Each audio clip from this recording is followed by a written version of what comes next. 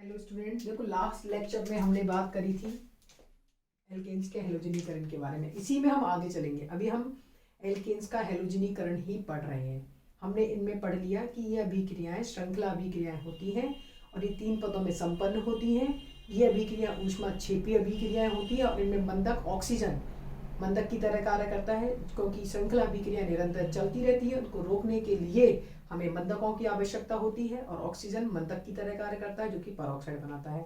अब इसमें हम आगे बात करेंगे अभिविन्यास की। नेक्स्ट तुम हेडिंग लगाना, इसी में आगे एल्केन्स के हेलोजनीकरण में ही हम पढ़ेंगे आगे।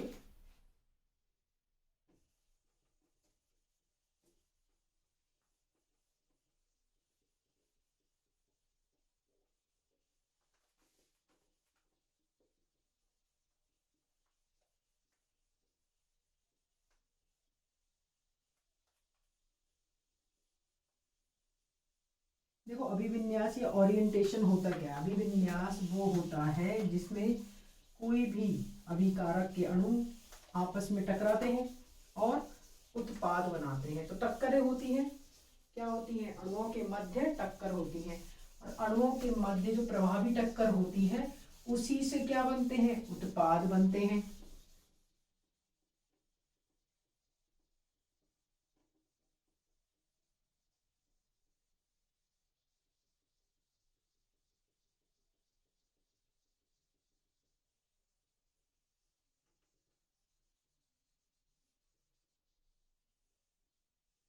अब हम पढ़ेंगे अभिविन्यास।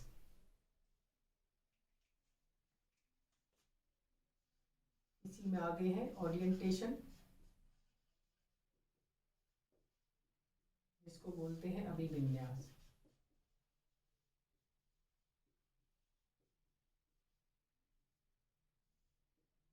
ठीक है, ओरिएंटेशन अभिविन्यास क्या होता है? देखो, अभिविन्यास का मतलब है कि कोई भी जो अभिक्रियाएं होती हैं, किसी भी अभिक्रियाएं जो होती हैं उनमें अणुओं के मध्य टक्कर होती है। अणुओं के मध्य जो प्रभावी टक्कर होती है उनसे सक्रिय ऊर्जा से वो जैसे ही पार करते हैं। सक्रिय ऊर्जा क्या होती है? वो न्यूनतम ऊर्जा होती है। ये हम फर्स्ट यूनिट में पढ़ चुके हैं। वो न्यूनतम ऊर्जा जो कि क्रिया कारकों से उत्पाद में बदलने के लिए आवश्यकता होती है, सक्रिय ऊर्जा कहलाती है। तो हम क्या बोलते हैं? अभिविन्यास। हम क्या बात कर रहे हैं? अभिविन्यास के बारे में। तो अभिविन्यास में हम पढ़ते हैं कि जो मॉलिक्यूल्स होते हैं, जो अणु होते हैं, उनमें टक्कर होती है, वो एक सीधी दिशा में विन्यासित हो जाते हैं और उनके विन्यास के अकॉर्डिंग ही वो क्या बनाते हैं? उत्पाद। अगर वो सही दिशा में विन्यासित नहीं होते हैं मॉलिक्यूल्स, तो वो उत्पाद बना ही नहीं सकते। जैसे अगर बात करें मेथेन के क्लोरीनीकरण की, तो मेथेन के क्लोरीनीकरण में Cl रेडिकल बनता है। तो ये Cl रेडिकल मेथेन के CH3H हाइड्रोजन से टकराएगा। अगर हाइड्रोजन के साथ ये CH3 का H है, ठीक है, ये H और ये Cl है, ये इसके संग इसकी दिशा में विन्यासित होगा और इसकी सही दिशा में टकराएगा तो ही उत्पाद बनता है। आगे बात समझ में। और वही जैसे 8 टक्कर इनमें होती हैं मान लो, तो उनमें से केवल 1 टक्कर से ही उत्पाद बनते हैं। क्या बोला है हमने? 8 कई बार टकराते हैं तब जाके एक सही दिशा में विन्यासित होकर ये उत्पाद बनाते हैं। हम इनको पॉइंट वाइज देखते हैं। जैसे अणुओं के मध्य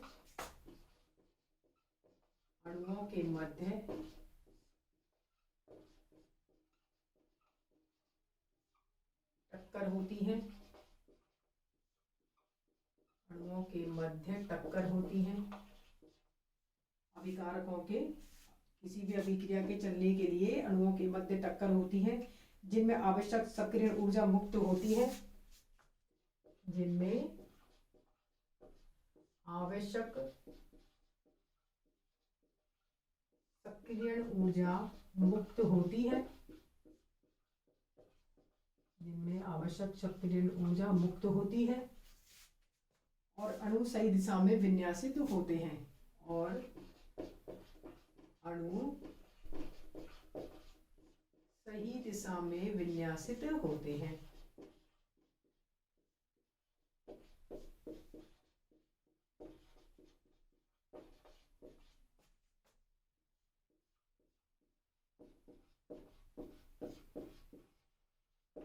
की दिशा में विन्यासित होते हैं। जैसे मेथेन के क्लोरीनीकरण में मेथेन का अणु इस प्रकार विन्यासित होना चाहिए, जैसे एग्जाम्पल के तौर पे मेथेन के क्लोरीनीकरण में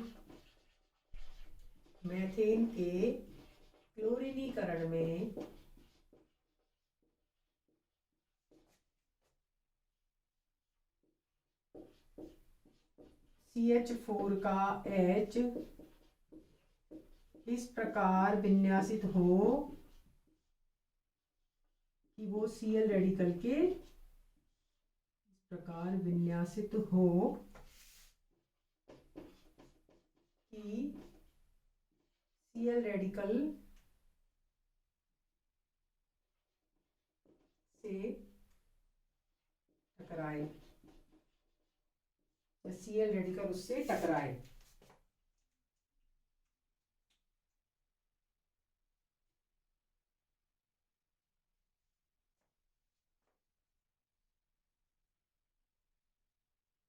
क्लोरीकरण में CH4 का Cl का हाइड्रोजन बंध टूटकर HCl इस प्रकार बनता है। ऐसे देखो तुम में मेथेन के क्लोरीनीकरण में मेथेन अणु इस प्रकार अभी विन्यासित होना चाहिए। मेथेन के क्लोरीनीकरण में मेथेन का अणु इस प्रकार विन्यासित हो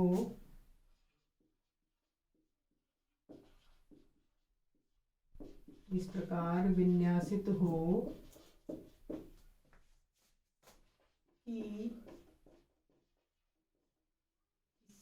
आने वाला Cl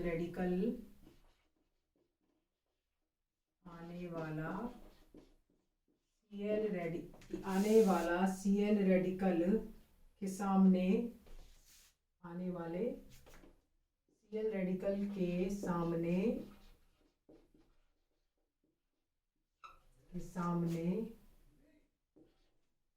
हाइड्रोजन आए और CH3Cl तथा HCl बने।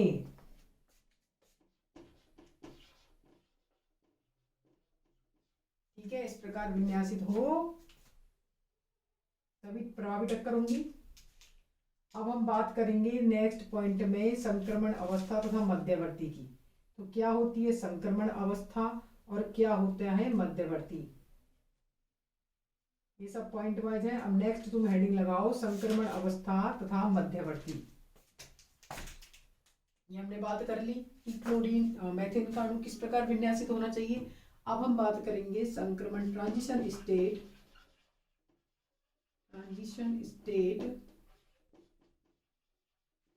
एंड इंटरमीडिएट मध्यवर्ती की। तुम इसकी हिंदी लिख लेना, संक्रमण अवस्था तथा मध्यवर्ती।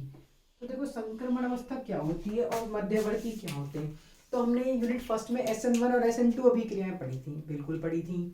उनमें हमने देखा था जो SN1 अभिक्रिया है 2 पदों में चलती है और उनमें मध्यवर्ती बनते हैं। इसलिए अब क्या उससे हो गया कि 2 या 2 से अधिक पदों में होने वाली अभिक्रियाओं में तो क्या बनते हैं मध्यवर्ती। और मध्यवर्ती वो अवस्था होती है जिसमें कोई भी जो बॉन्ड है वो पार्शियली नहीं टूटता है, वो पूरी तरह टूट चुका होता है। ठीक है, हम बात करें ट्रांजिशन स्टेट की, संक्रमण अवस्था की, तो SN2 अभिक्रिया में संक्रमण अवस्था बनती है। तो संक्रमण अवस्था क्या है, ये एक ही हर पद में बनती है, एक ही पद में नहीं बोलेंगे इसको, हर पद में। संक्रमण अवस्था हर पद में बनती है, बिल्कुल बनेगी हर पद में भाई, क्योंकि संक्रमण अवस्था वो अवस्था होती है जहां जो बॉन्ड है वो टूटने वाले होते हैं और नए बंध जुड़ने वाले होते हैं। तो इसीलिए संक्रमण अवस्था हर पद में बनती है और मध्यवर्ती क्या है, मिनिमम 2 स्टेप में बनते हैं। अब हम सबसे पहले अगर बात करें ट्रांजिशन स्टेट की, तो देखो इसको एनर्जी प्रोफाइल डायग्राम से हम कैसे समझाएंगे।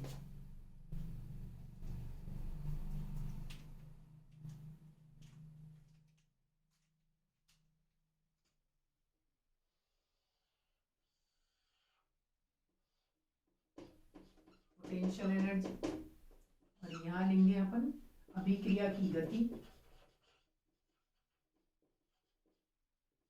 हम एल्केन का या मेथेन का क्लोरीनीकरण पढ़ रहे हैं, और वो कैसी अभिक्रिया है? ऊष्माक्षेपी अभिक्रिया है। हम जानते हैं ये ऊष्माक्षेपी का ग्राफ है। ऊष्माक्षेपी में ये तो क्या है? अभिकारक। जैसे अपन मान लें R प्लस AB, रिएक्टेंट है, ये अभिकारक है, ठीक है। यहाँ ये क्या है? RA प्लस B, ये उत्पाद है। यहाँ ये क्या है?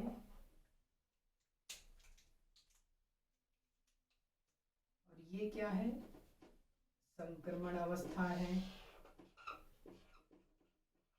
ये रिएक्टेंट है और ये प्रोडक्ट है, ठीक है। सब हम पढ़ चुके हैं। यहाँ पे क्या है? ट्रांजिशन स्टेट हम दिखा देते हैं। ए संक्रमण अवस्था कैसे दिखाएंगे अपन? R dot dot A dot dot B। देख लो, संक्रमण अवस्था में हमने दिखा दिया है कि पुराने बंध टूट रहे हैं और नए बंध बन रहे हैं। ये हमने बात करी है संक्रमण अवस्था की। ये अपने को पता है ये क्या होता है? डेल्टा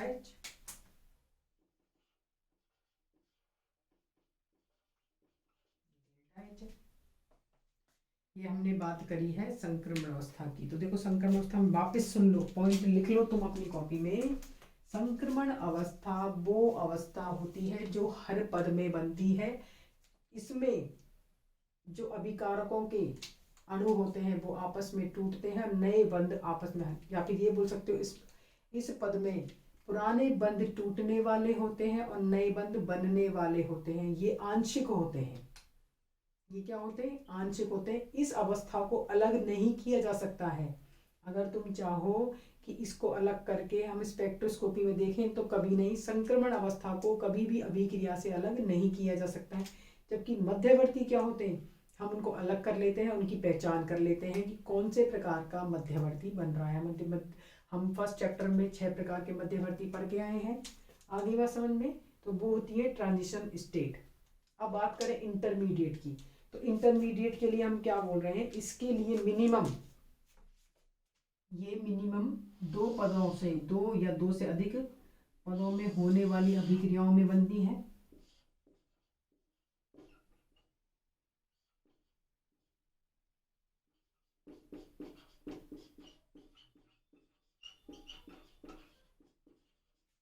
रिएक्शन प्रोग्रेस, अभिक्रिया की गति, हम बोल रहे हैं ये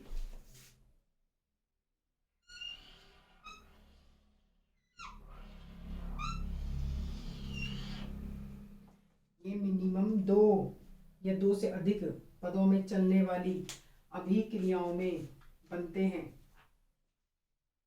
ठीक है। ये है ट्रांजिशन स्टेट 1, ये है ट्रांजिशन स्टेट 2, और ये है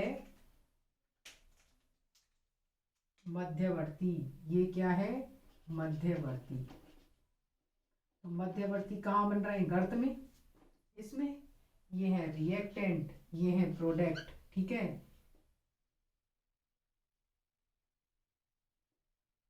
ये एक्टिवेशन एनर्जी EA1 और ये है EA2, और ये क्या है? Delta H। ये क्या है? Delta H।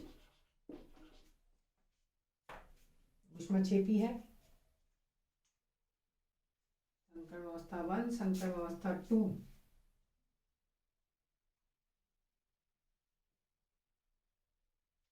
ठीक है। मध्यवर्ती कहाँ बनते हैं? ये मध्यवर्ती संक्रमण अवस्थाओं के मध्य में बनते हैं। इनकी ऊर्जा, मध्यवर्ती की ऊर्जा अभिकारकों या उत्पादों से तो ज्यादा होती है, लेकिन संक्रमण अवस्थाओं से कम होती है, ठीक है।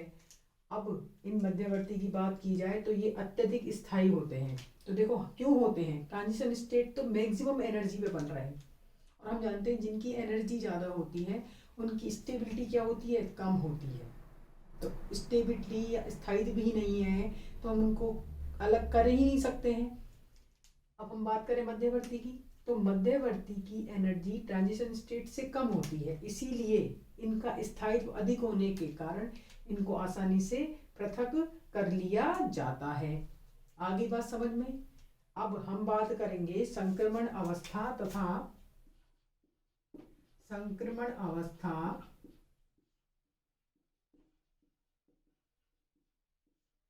मध्यवर्ती में अंतर।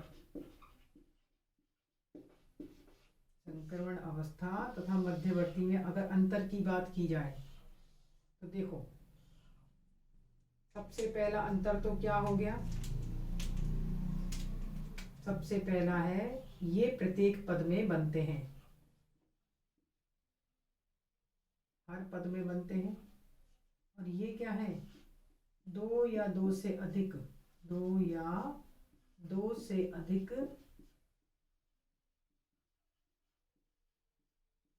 पदों में होने वाली अभिक्रियाओं में बनते हैं,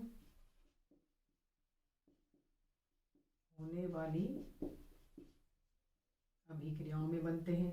दूसरे अंतर की अगर बात की जाए,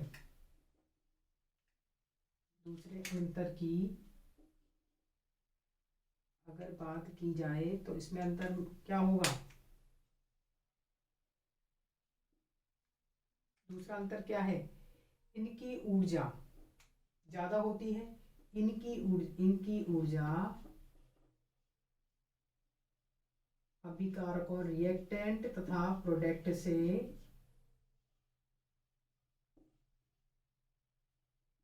ज्यादा होती है, या इनकी ऊर्जा मध्यवर्ती से ज्यादा होती है। हम मध्यवर्ती के साधन पर लिख रहे हैं, ये पॉइंट बाद में लिखेंगे, पहले पर लिखेंगे संख्या के बारे में। देखो दूसरा अंतर है इसमें कि इनकी संख्या प्रत्येक पद के बराबर होती है, इनकी संख्या प्रत्येक पद के बराबर होती है। जितने पद होंगे उतने ही संक्रमण अवस्था होंगी, बिल्कुल हम बोल रहे हैं ना प्रत्येक पद में बन रहे हैं, इसलिए इनकी संख्या प्रत्येक पद के इक्वल होती है। और इनकी संख्या पदों की संख्या से एक कम होती है, पदों की संख्या से एक कम होती है। ठीक है। तीसरा अंतर अगर हम लिखें, इन्हें पृथक नहीं किया जा सकता, इन्हें पृथक नहीं किया जा सकता। और इसमें क्या, इन्हें पृथक किया जा सकता है, इन्हें पृथक किया जा सकता है। ठीक है।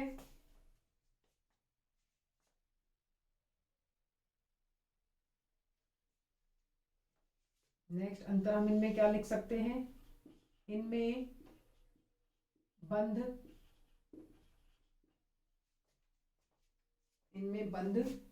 बन रहे तथा टूट रहे होते हैं, बन रहे तथा टूट रहे होते हैं, टूट रहे होते हैं। और इसमें क्या लिखोगे तुम, इसमें लिखोगे इनमें बंध पूरी तरह बन चुके होते हैं, इनमें बंध पूरी तरह बने होते हैं, बन चुके होते हैं, बने होते हैं।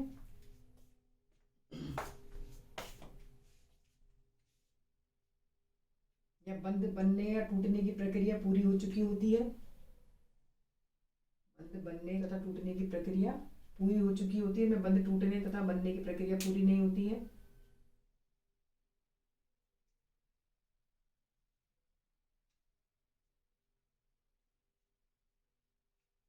नेक्स्ट हम लिख सकते हैं इनकी ऊर्जा, पांचवा पॉइंट हम लिख सकते हैं, इनकी ऊर्जा उच्चतम होती है, उच्चतम होती है। और इसमें हम क्या लिखेंगे, इनकी ऊर्जा, देखो सब ग्राफ से लिखना है, इनकी ऊर्जा संक्रमण अवस्था से कम इनकी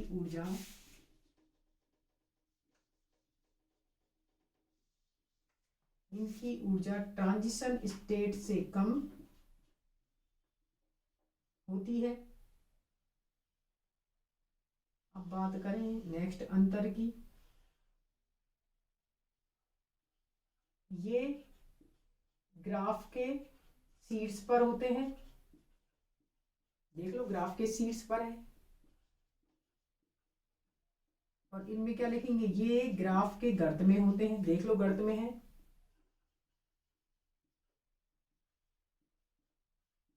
ये गर्त में होते हैं। ये हमने बात कर ली इनकी संकर्ण अवस्था मध्यवर्ती की। अब हम बात करेंगे रिएक्टिविटी एंड सेलेक्टिविटी की, नेक्स्ट लेक्चर में पढ़ेंगे वो, तुम इसका स्क्रीनशॉट ले सकते हो, वापिस से सुन लेना। आज हमने बात करी अभिविन्यास की तथा ट्रांजिशन स्टेट और इंटरमीडिएट की। अभिविन्यास के बारे में सब कुछ लिखना है, ठीक है, कि सही दिशा में मेथेन के अणु विन्यासित होने चाहिए, टक्करों के कारण टक्कर होती है अणुओं में। नेक्स्ट है संक्रमण अवस्था तथा ट्रांजिशन स्टेट एंड इंटरमीडिएट। तो ट्रांजिशन स्टेट क्या होती है, ट्रांजिशन स्टेट वो अवस्था है जो प्रत्येक पद में बनती है, क्योंकि हर अभिकारक से बॉन्ड टूटते हैं और उत्पाद के लिए नए बंध बनते हैं, तो ये प्रत्येक पद में होती है। संक्रमण अवस्था वो अवस्था है जिसमें बंध टूटते तथा बनने की प्रक्रिया चलती रहती है, हम पार्शियली चलता है ये। और हमने नेक्स्ट देखा इनकी ऊर्जा जो होती है वो अभिकारकों उत्पादों से ज्यादा होती है, सीड्स पे होते हैं, उच्चतम ऊर्जा वाले होते हैं, ये अस्थायी होते हैं, इसीलिए इनको अलग नहीं किया जा सकता, ठीक है, अलग नहीं कर सकते हैं। नेक्स्ट हम बात करें इंटरमीडिएट की, तो ये प्रत्येक पद में नहीं बनते, ये दो या दो से अधिक पदों में होने वाली अभिक्रियाओं में बनते हैं। अब अगर बात करें इंटरमीडिएट की, तो इंटरमीडिएट प्रत्येक पद में बन रहे हैं, प्रत्येक पद में बनते हैं, इसीलिए इनमें बंध टूटने तथा बनने की प्रक्रिया पूरी हो चुकी होती है।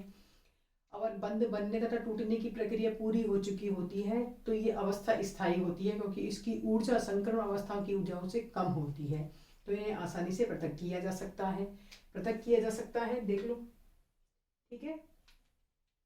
हमने इनके अंतरों की बात करी थी, ये इनमें अंतर है, ये भी एग्जाम में डायरेक्ट क्वेश्चन आते हैं कि ट्रांजिशन स्टेट तथा इंटरमीडिएट में अंतर बताओ, और तुम्हें ये ग्राफ बना के आने हैं, अंतरों में तुम्हें ये ग्राफ भी बना के आने हैं और ये सब पॉइंट्स लिख के आने हैं। अब हम नेक्स्ट लेक्चर में बात करेंगे रिएक्टिविटी तथा सेलेक्टिविटी की। तुम इसका स्क्रीनशॉट लेकर इसी से नोट्स बनाओ।